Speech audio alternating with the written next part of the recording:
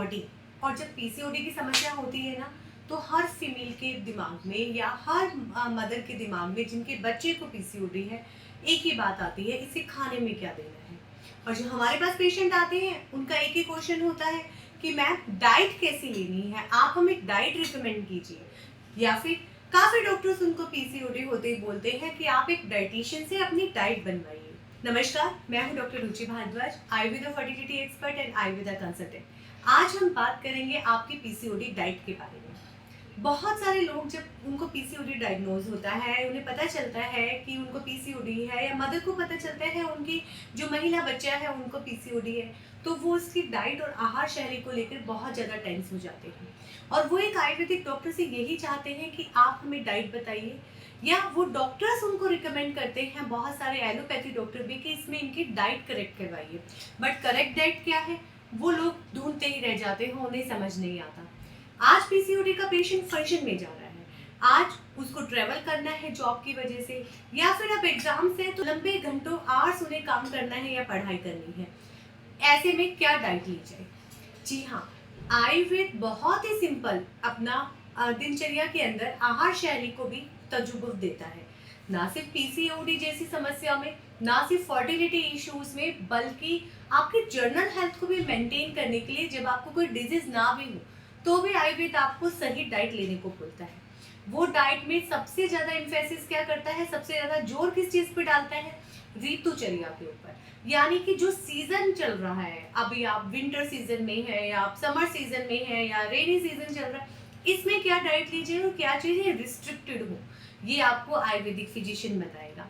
तो आपने डाइट लेनी है सीजन के अकॉर्डिंग। नंबर 2, आजकल जो पीसीओडी में आपको बताया जाता है कि आपकी बॉडी इंसुलिन रेजिस्टेंस हो गई है, इसमें जो पेनक्रियाज है उसमें इंसुलिन सिक्रेशंस बढ़ा दिए हैं, तो उसमें पेशेंट को बार बार बोला जाता है स्मॉल मील लेने को, और वो हमेशा मंचिंग रहते हैं, जिसमें पीसीओडी में वेट कम नहीं कर पाते।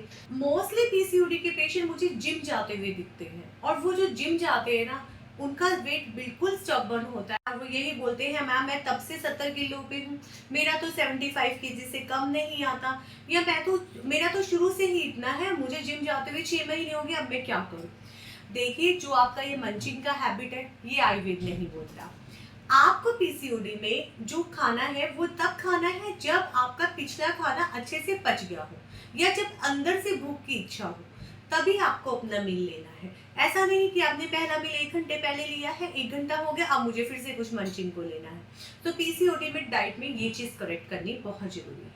थर्ड, पीसीओडी में बोला जाता है कि हाईली प्रोटीन रिच फूड लीजिए, and patient non veg egg अपने ब्रेकफास्ट में खाना, डिनर में वो सिर्फ चिकन लेना स्टार्ट कर देता है कि मुझे पीसीओडी है और मैं ये डाइट ले रहा हूँ हाई प्रोटीन रिच।